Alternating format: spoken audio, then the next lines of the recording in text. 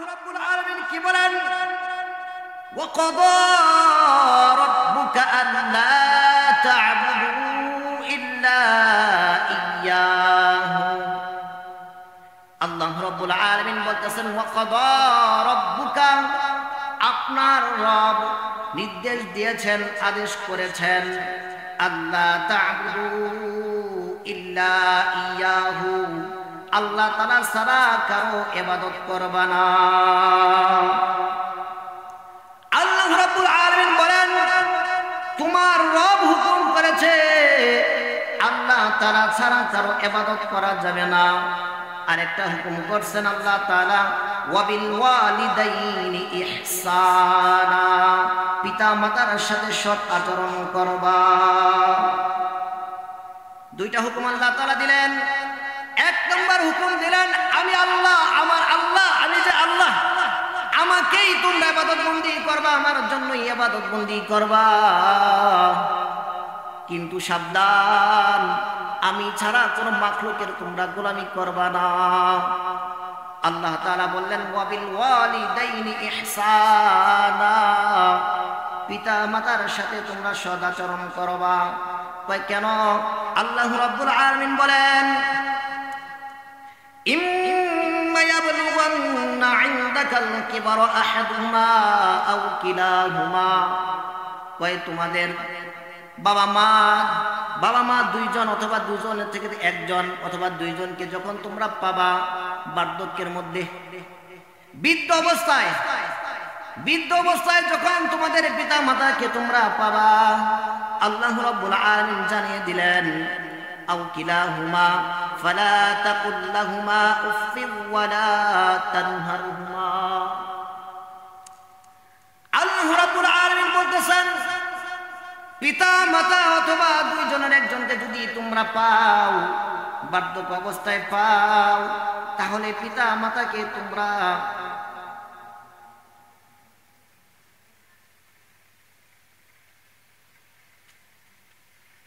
ফালা তাকুল লাহুমা উফফিন ওয়ালা তানহারহুমা, বাবা মাকে উফ শব্দ পর্যন্ত বলবা না, ওয়ালা তানহারহুমা ধমক পর্যন্ত দিবা না।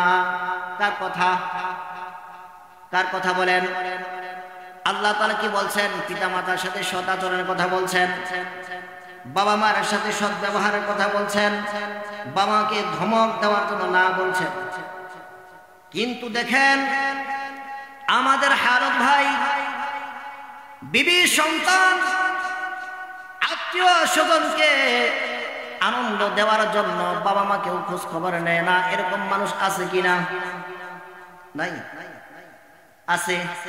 শীতের সময় আসছে, দেখেন অনেক মা, অনেক বোনেরা এরকম আছে, তাদের শীতের কাপড় নাই, অথচ দেখেন তার ভাই, তার সন্তানেরা নিজে আমোদ ফুর্তির জন্য, বিলাসিতার জন্য নিজে কত রকমের পোশাক পরিধান করতেছে, কিন্তু মা বাবা তারা পোশাকের অনাহারে, পোশাক না থাকার কারণে তারা কষ্টের মধ্যে ভোগান্তিতে আছে। বলেন ঠিক কিনা?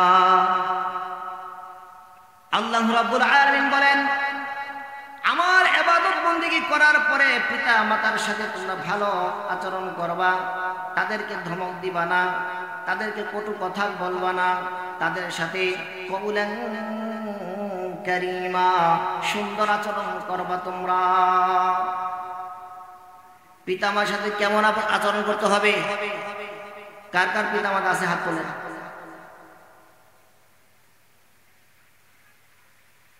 আল্লাহ তাআলা সকলকে মাফ করে দেন, সকলে আমিন।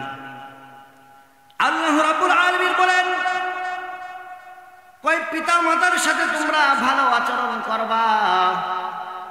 মেরে ভাই, দোস্ত, বুজুর্গ ভাই, কথাতে একটু বোঝা দরকার। ওয়ালা তানহারহুমা, পিতা মাতার সাথে খারাপ আচরণ করবা না। পিতা মাতার সাথে খারাপ আচরণ কিভাবে হয়? ধমক দিবা না কেন? এক ব্যক্তির ছোট্ট একটি ঘটনা শুনেন। এই আল্লাহর বান্দা তার সন্তানকে নিয়ে যখন বাইরে বাইর হয়েছে, বারান্দায় গেছে, ঘরের বারান্দায়। বারান্দা যাওয়ার পর আল্লাহর বান্দা তার ছেলেকে কাছে নিয়া বলতেছে, বাবা, বাহিরে যে একটা গাছ দেখা যায়, এই গাছের মধ্যে ওই জিনিসটা কি বলো? বাবা তার ছেলেকে এই কথা জিজ্ঞাসা করার সাথে সাথে ছেলে বলতেছে ওটা কাক। কি বলে? ওটা কাক। আবার জিজ্ঞাসা করছে, অল্প সময় দেরি করার পর আবার বলতেছে বাবা বলো তো ওটা কি? ছেলে বলতেছে ওটা কাক। এইভাবে তিনবার বলছে। তিনবার বলার পর বাবা যখন আরেকবার জিজ্ঞাসা করছে বাবা ওটা কি, তখন বলতেছে এতবার কেন তুমি জিজ্ঞাসা করো? আমি না তোমাকে বললাম ওটা কাক। বাবা কোনো কথা বলে নাই, না বইলা ঘরে চলে গেছে। ঘরে যাওয়ার পরে ওই আল্লাহর বান্দা ছোট্ট একটা ডায়েরি ছিল, সেই ডায়েরিটা নিয়ে আসছে। ডায়েরিটা আনার পরে এবার বলতেছে বাবা তুমি ডায়েরিটা পড়ে দেখো, এই ডায়েরিটা তুমি পড়ে দেখো। কই কি আছে? তুমি পড়ো না। যখন ডায়েরিটা খুইলা তখন পড়া শুরু করতে দেখে বাবা লিখছে আমি যখন, অর্থাৎ সন্তানের কথা বলতেছে, তুমি যখন ছোট ছিলা এই বারান্দায় বসা ছিলাম, এই বসা থাকা অবস্থায় আমি তুমি আমাকে বলেছিলা বাবা ওটা কি? তখন আমি বললাম ওটা অমুক জিনিস। একবার নয়, দুইবার নয়, তিনবার নয়, তুমি আমাকে 25 বার পর্যন্ত বলছো। 25 বার বলার পরে আমি তোমাকে একবার হলেও তোমাকে ধমক দেই নাই। যাই হোক, যে কথা বলতেছিলাম, আল্লাহ তাআলা কোরআনে বলছেন ওয়াকাদা রাব্বুকা আল্লা তা'বুদু ইল্লা ইয়্যাহু ওয়া বিল ওয়ালিদাইনি ইহসানা। আমার ইবাদত বন্দি করার পরে আমার পিতা, অর্থাৎ আমরা পিতা মাতার সাথে সৎ আচরণ করব, এটা আল্লাহ তাআলার কথা। হাদিসের ভিতরে আল্লাহ রাসূল সাল্লাল্লাহু আলাইহি ওয়াসাল্লাম বলছেন এক ব্যক্তি আল্লাহ রাসূলের কাছে আসে, আসার পরে আল্লাহ রাসূলকে জিজ্ঞাসা করতে, ও আল্লাহর হাবিব আমি যে আমল করব, আমার যে পিতামাতার প্রতি আমার যে ব্যবহারটা সর্বাধিক উপযুক্ত কে? তখন আল্লাহ রাসূল বলতেছেন তোমার মা। তোমার মা। আবার জিজ্ঞাসা করছে আবার তারপরে কে? তখন আল্লাহ রাসূল সাল্লাল্লাহু আলাইহি ওয়াসাল্লাম বললেন তোমার মা। দ্বিতীয়বার গেল, তৃতীয়বার আবার জিজ্ঞাসা করছে কে? তখন আল্লাহ রাসূল সাল্লাল্লাহু আলাইহি ওয়াসাল্লাম বললেন তোমার মা। চতুর্থবার আল্লাহ রাসূল সাল্লাল্লাহু আলাইহি ওয়াসাল্লাম বললেন বাবা। সেই মা, সেই বাবা যার দুনিয়া থেকে বিদায় নিয়ে গেছে, তার উপর থেকে একটা ছায়া দূর হয়ে গেছে। ঠিক কিনা? বাবা মা যদিও ছোট থাকুক বা দরিদ্র থাকুক, যাই হোক না কেন, যদিও তারা জীবিত থাকবে, মনে রাখবেন আপনার একজন আপনজন আছে। আর যখনই বাবা মা দুনিয়া থেকে চলে যাবে, মনে রাখবেন আপনার কি যেন হারাইলেন। দুনিয়ার মানুষ স্বার্থ ছাড়া নড়ে না, কিন্তু বাবা মা কোনো স্বার্থ নাই, সন্তানের জন্য মহাব্বত করে। সেই মা আর বাবা যাদের দুনিয়া থেকে চলে গেছে, ওই মা বাবা কবরের জগতে কি হালত আছে আপনারা জানেননি? কোনদিন খোঁজ খবর নিয়েছিলেন? কেন নেন না? দুনিয়ার মানুষকে মোবাইল করে জিজ্ঞাসা করেন ভাই কেমন আছো? চাচাকে জিজ্ঞাসা করেন চাচা আপনি কেমন আছেন? আরে মাকুল্লাবাসীর মানুষেরা শুনো, তুমি কেন তোমার মার খোঁজ খবর তুমি নেও না? তোমার বাবাকে যে বাজারের সুবে সাইডের মধ্যে তুমি দাফন করে আসলা, ওই মা আর বাবাকে কেন তুমি খোঁজ খবর নেও না?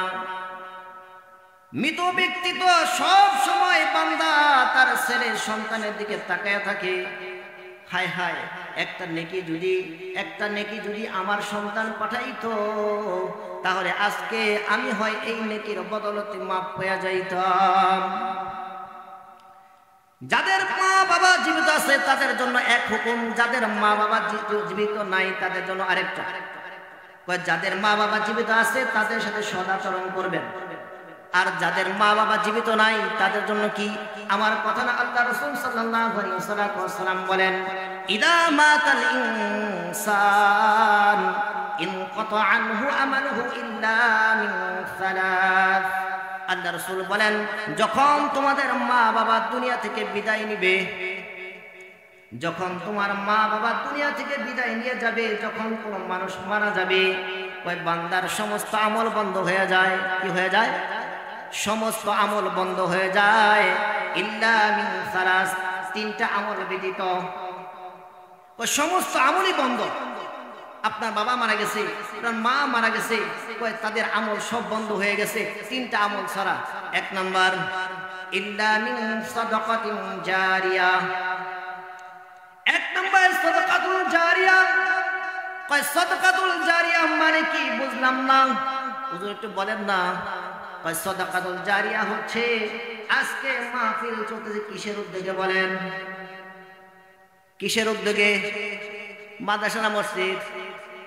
আপনারা মনে হয় মসজিদে ছিলেন না, বলতেছেন না। কিসের উদ্যোগে বলেন, জোরে বলেন। মসজিদ। মসজিদ কার ঘর? তাহলে মসজিদ আল্লাহর ঘর হয়। আল্লাহর ঘরের সাথে তাআল্লুক, সম্পর্ক, যে ব্যক্তির সাথে আল্লাহ তাআলার ঘরের সাথে সম্পর্ক থাকবে তার সম্পর্ক আল্লাহ তাআলার সাথে। যে ব্যক্তির সাথে নাকি আল্লাহ তাআলার সাথে সম্পর্ক তার কোনো চিন্তা আছে? চিন্তা নাই। এলাকার নেতা, মেম্বার, চেয়ারম্যান যাই বলেন, তার সাথে সম্পর্কটা তার পাওয়ারই আলাদা, ঠিক কিনা? আরে তার পাওয়ারের কারণে সাধারণ মানুষ ভিড়তেই পারে না।